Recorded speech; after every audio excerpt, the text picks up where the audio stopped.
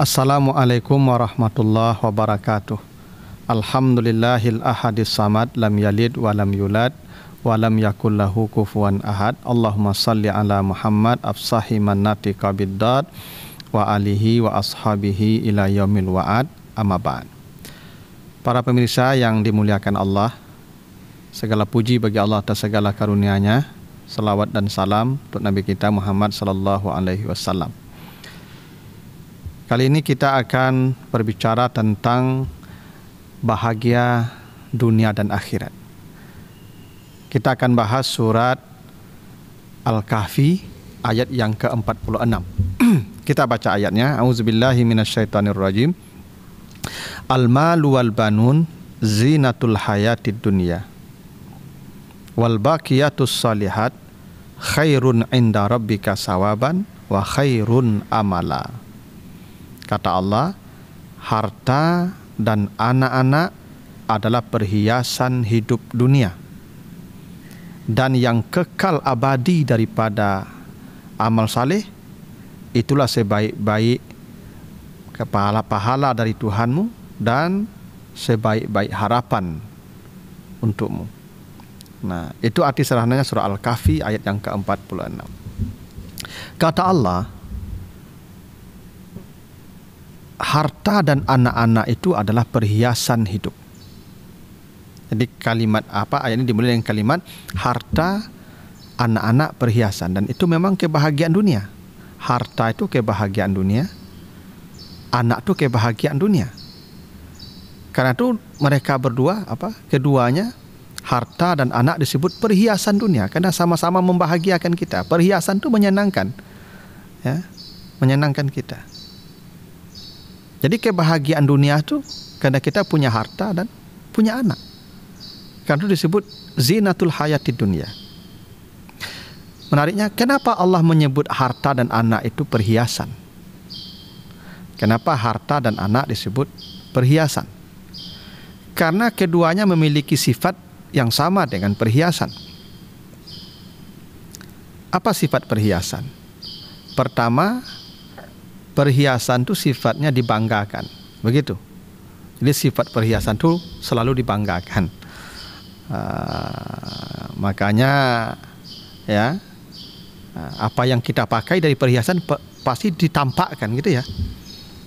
Lipstick, nah itu kan perhiasan. Maka pasangnya di bibir kan, bukan di lutut. Karena kalau lutut tampak nanti itu, ya, karena di bibir, karena itu perhiasan. Ibu-ibu yang pakai make up, ya pakai make upnya di wajah kan, karena wajah mau dibuka. Makanya ya, ibu-ibu kalau pakai perhiasan misalnya emas, kalau tangannya pakai emas atau gelang atau cincin misalnya, itu biasanya sering menggaruk-garuk dekat orang ramai, ya. Kenapa?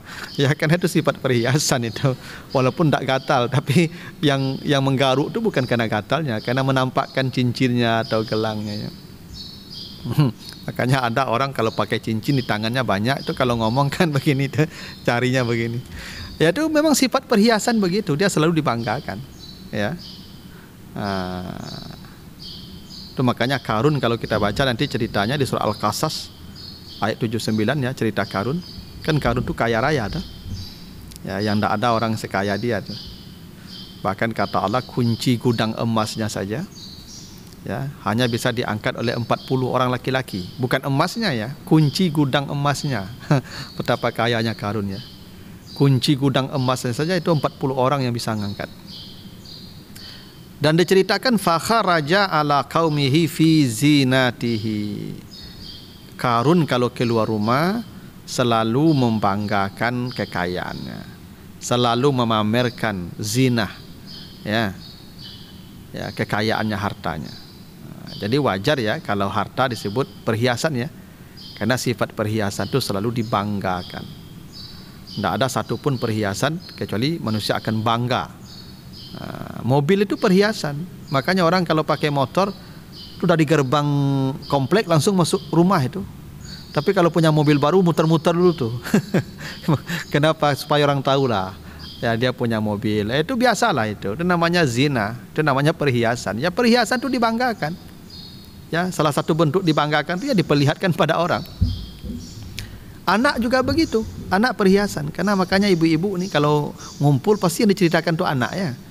Pasti yang dibanggakan tuh anak. Apapun ceritanya anak atau cucu ya. Jarang-jarang ibu tuh kalau ngumpul-ngumpul tuh membanggakan suami itu jarang-jarang itu. Kalaupun ibu ngumpul-ngumpul membicarakan suami, paling ya dibicarakan tuh buruknya suami aja, pemarahnya, kikirnya gitu ya. Tapi kalau anak pasti dibanggakan. Nah, jadi wajar kenapa Allah mengatakan harta dan anak adalah perhiasan. Ya, perhiasan kata Allah, karena dibanggakan.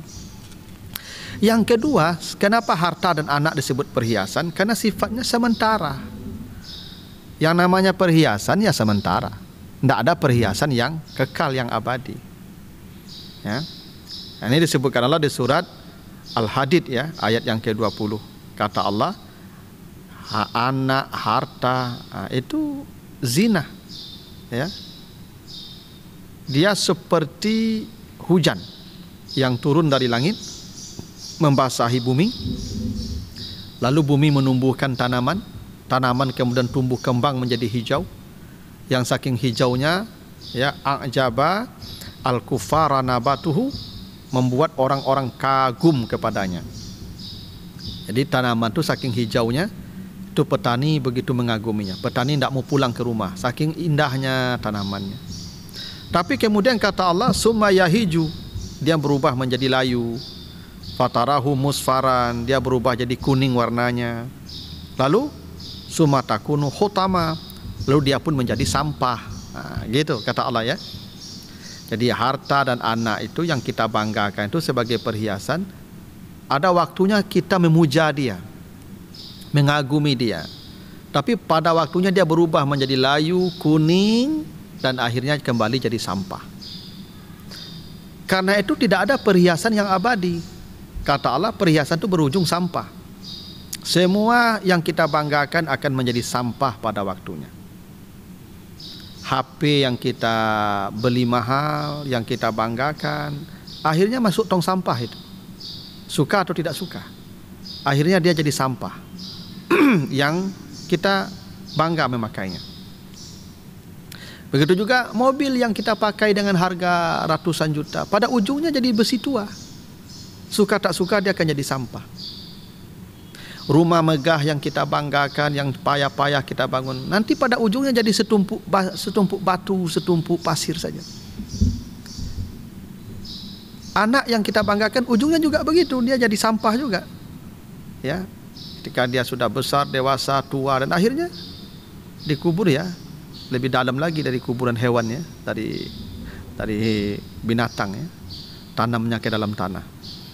Tidak ada yang abadi. Ya, semua perhiasan sifatnya sementara. Itulah kenapa anak ya dan harta disebut sebagai zina al-hayati ad-dunya, perhiasan hidup. Karena perhiasan memang dibanggakan karena dia perhiasan, tapi semua perhiasan akan menjadi sampah pada waktunya. Beruntung Allah mengingatkan kita, apa kata Allah, wal baqiyatus salihat. Ada perhiasan yang tetap baqa. Baqa itu kekal nilainya. Nilainya kekal. Bukan zatnya, bukan bendanya. Ada harta yang kekal nilainya. Yang disebut Allah sawaban, pahalanya yang kekal. Dan itu sebaik-baik ya investasi kita kalau dengan harta. Ada anak ya yang nilainya kekal. Walaupun anak itu ya fisiknya tidak kekal, tapi nilainya kekal. Ya, inilah ya dalam surat An-Nahl ayat yang ke-96 Allah mengatakan, "Wama indakum yanfad, wama indallahi baqa."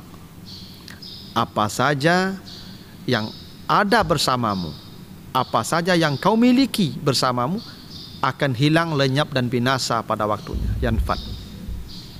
Dan apa saja yang ada kau titipkan kepada Allah, baq, akan kekal. Nilainya, bukan bendanya, nilainya. Ada cerita menarik begini. Satu kali itu Rasulullah itu memotong seekor kambing. Lalu minta bantu Aisyah, tolong masak ya kambing ini. Nanti setelah masak tolong dibagikan kepada fakir miskin. Baiklah, kata Aisyah. Maka Aisyah pun masak daging kambing tadi. Setelah masak, semuanya dibagi kepada fakir miskin. Ditinggalkan untuk Rasulullah itu 1 potong, ya, ditinggalkan 1 potong. Ya. Nabi pulang, ditanya, Aisyah, sudah masak kambing tadi? Sudah. Sudah kau bagi kepada fakir miskin? Sudah. Tapi saya tinggalkan, ya, 1 potong untuk engkau makan. Ya, Nabi ditinggalkan bagian kakinya. Kata Nabi apa? Ketahuilah Aisyah, yang kau bilang habis tadi, itulah yang tinggal. Dan yang kau bilang tinggal inilah yang habis. Kenapa? Yang tinggal ini saya makan, nanti masuk perut jadi kotoran, hilang sampai di situ habis. Tapi yang kau bagi-bagi tadi, yang kau bilang habis tadi, itulah yang kekal. Jadi yang kekal itu bukan bendanya, tapi nilainya, pahalanya. Itulah kenapa Nabi dalam hadis sahih menyebutkan, bila mati anak Adam, iza matal insan inqata amaluhu, habis amalnya. Ya, bila mati anak Adam, habis amalnya. Kecuali ada 3 yang tidak habis. Ya, dia tetap menemani dia, tetap dia terima pahalanya. Sedekah jariyah, ya, ilmu yang bermanfaat, dan anak yang saleh. Nah, ini hadis ini belum rinci. Rincian hadis ini ada dalam hadis Abu Daud. Kata Nabi, sab'atun yajri lil abdi ajruhunna wa huwa fi qabrihi ba'da mautihi ila yaumil qiyamati. Kata Nabi, ada 7 perkara yang abadi pahalanya sampai hari kiamat, orang itu akan tetap menerima pahalanya. Nah, ini para hadirin harus mengambil, ya, yang 7 ini. Salah satu saja. Ada 7 amal yang nilainya abadi. Walaupun bendanya tidak ada lagi, walaupun materinya sudah hilang, tapi nilainya ila yaumil qiyamah, sampai hari kiamat. Apa itu yang pertama? 1, man allama ilman, siapa yang mengajarkan ilmu. Jadi Bapak Ibu para hadirin, yang jadi guru, yang jadi dosen, itu aman sampai hari kiamat, aman. Kenapa? Dijamin dia mendapatkan pahala unlimited, karena yang mengajarkan ilmu. Ilmu apa saja, ya, semua ilmu kecuali sihir. Ya, kalau sihir ya tidak, dari setan itu. Semua ilmu yang bermanfaat, apakah biologi, fisika, matematik, ekonomi, kedokteran, apalagi Al-Quran, aman. Apalagi ilmannya tidak jamak, ilman itu mufrad, 1 ilmu saja cukup. Dan ilmunya nakirah lagi, bukan al-ilm tapi ilman. Ilmu apa saja cukup 1 ilmu, tapi diajarkan ikhlas karena Allah, sampai kiamat dia diamankan. Karena begini, jadi guru itu seperti multi level marketing, MLM. Saya sekarang menyampaikan yang saya sampaikan ini bukan dari saya, dari guru saya semua. Saya dapat pahala, guru saya semua dapat pahala sebanyak saya. Guru di atas itu juga sama. Saya nanti juga begitu, punya murid-murid, saya kasih ilmu, nanti mereka mengajarkan ilmu saya dapat pahala dari mereka, mereka dapat pahala, terus ke bawah sampai hari kiamat. Beruntunglah kita yang dipilih Allah jadi guru, ya, jadi guru, jadi dosen, karena itu amal yang abadi sampai hari kiamat. Yang kedua kata Nabi, au ajra nahran, yang mengalirkan air. Di siapa yang mengalirkan air ke kampung-kampung, ke lahan-lahan pertanian, itu aman itu. Para hadirin yang bekerja di PDAM itu, insya Allah kalau mati aman tuh. Ya, syaratnya ikhlas bekerjanya, ya. Nah, kalau cari uang ya dapat uang, pahala enggak. Ya. Kenapa? Itu masjid-masjid, rumah-rumah berapa juta di Kota Padang nih manusia nih yang menggunakan jasa PDAM itu. Siapa yang menggali-gali peralon itu? Ya itulah dapat pahala sampai hari kiamat tuh. Yang ngurus air di muara, dia di hulu-hulu tuh. Ya, yang mengalirkan air, termasuk ke sawah-sawah yang membuat irigasi sehingga sawah jadi teraliri, ya, ada binatang-binatang yang menikmati airnya. Itu sampai hari kiamat dia aman tuh. Yang mengalirkan sungai, ya, itu pahalanya besar dan sampai hari kiamat. Au hafara bi'ran, atau yang menggali sumur. Nah, ini kalau ada para hadirin nih, ada lihat sekolah, masjid, musala, kampung yang belum ada air, tempat ya fasilitas MCK umum, maka investasi di situ, galikan sumurnya, ya ta, biayai itu untuk sanionya segala macam. Orang yang menggali sumur itu sampai hari kiamat aman. Walaupun sumurnya udah kering, tidak apa-apa. Ya, walaupun sumurnya sudah kering, karena yang abadi itu bukan objek, bukan benda, bukan materi, abadi pahalanya. Ya, yang abadi itu pahalanya. Ya. Atau yang keempat, au gharrasa nakhlan, yang menanam pohon. Nah, ini para hadirin yang lahannya cukup luas, tanamlah pohon. Itu kenapa menanam pohon itu pahalanya besar. Kata Nabi, ketika perang, apa pesan Nabi? Jangan bunuh orang tua, jangan bunuh anak-anak, jangan bunuh wanita, jangan tebang pohon. Jadi 4 larangan Nabi itu. 3 membunuh, 1 menebang pohon. Kenapa menebang pohon ini sama dengan membunuh? Seakan-akan Nabi kasih isyarat, Anda tebang pohon dosanya sama membunuh orang. Kenapa? Anda kalau bunuh orang mungkin 1-2 yang mati. Tapi kalau Anda tebang pohon di hutan itu, kering air, nanti manusia mati kelaparan. Tidak bisa lagi sawah-sawah di air mati, tidak ada pangan lagi nanti. Mati ribuan mati nanti itu. Anda tebang pohon di hutan, nanti gundul, datang banjir bandang, ribuan orang mati nanti itu. Maka menebang pohon itu sama dengan dosanya membunuh orang tuh. Sama dosanya dengan membunuh orang. Makanya para hadirin, jangan lagi ya tebang-tebang pohon tanpa alasan yang jelas. Jangan menebang pohon karena keserakahan kita. Jangan menebang pohon karena ambisi kita untuk kaya. Jangan. Menebang pohon itu harus ada dalilnya, harus ada alasan yang hak. Apa alasannya? Mungkin kebutuhan kita untuk bikin bangunan. Tapi untuk cari kaya kita menebang pohon, ingat, menebang pohon itu sama dengan membunuh manusia itu. Itu kenapa Nabi katakan, jangan bunuh anak-anak, jangan bunuh orang tua, jangan bunuh wanita, jangan tebang pohon. Makanya kata Nabi, besok hari mau kiamat, sekarang ada pohon, tanam pohon di tanganmu. Yang kelima, au warasa mushafan, dia mewariskan mushaf. Para hadirin yang belum, carilah Quran, beri Quran, taruh di masjid, taruh tempat-tempat mengaji, ya, taruh ya di mana ada orang mungkin baca Quran, itu sampai kiamat amalnya itu, mewariskan Al-Quran. Yang keenam, au bana masjidan, dia bangun masjid dengan hartanya. Walau kama fasikitatin libaidiha, kata Nabi, walaupun seukuran sarang burung, tapi dia pernah membangun masjid. Yang pernah membangun masjid walaupun kecil, walaupun seukuran sarang burung, akan diabadikan sampai hari kiamat, dia aman selama di alam barzahnya. Maka kalau kita punya harta, ada masjid sedang terbengkalai, ikutlah bangun, walaupun 1 helai keramik, walaupun 1 sak semen, walaupun ya hanya 1 gerobak pasir, itu abadi. Harta yang kita pakai membangun masjid itu abadi. Nabi sebut begitu, sampai hari kiamat dia diamankan Allah dan terima pahala sampai hari kiamat. Dan yang terakhir, taraka waladan yastaghfirullah, dia meninggalkan anak yang memintakan ampun kepada Allah atas dosanya. Dia meninggalkan anak yang memintakan ampun. Yang meninggalkan anak orang banyak, tapi anak yang memintakan ampun tidak banyak. Kalau ada para hadirin punya anak laki-laki atau perempuan, dia selalu berdoa, Rabbi firli wali walidayya warhamhuma kama rabbayani saghira. Ya Allah, ampuni saya dan ampuni ibu bapak saya, sayangi mereka ya Allah. Kalau itu doanya, bapak ibunya sampai kiamat diamankan Allah, walaupun anaknya sudah meninggal lebih duluan dari dia. Karena tidak ada yang abadi. Yang abadi itu nilainya. Anak yang mendoakan kita tuh, nilai anak itu yang abadi, bukan anaknya. Anaknya boleh jadi meninggal lebih duluan dari kita, tapi nilainya abadi sampai ke akhirat. Kalau kita ingin menjadi bahagia di dunia dan akhirat, memang harta dan anak itu sumber kebahagiaan dunia, tapi harta dan anak bisa menjadi sumber bahagia di akhirat. Kalau harta kita pakai untuk yang tadi, ya, untuk yang hadis yang disebutkan hadis Abu Daud tadi 7.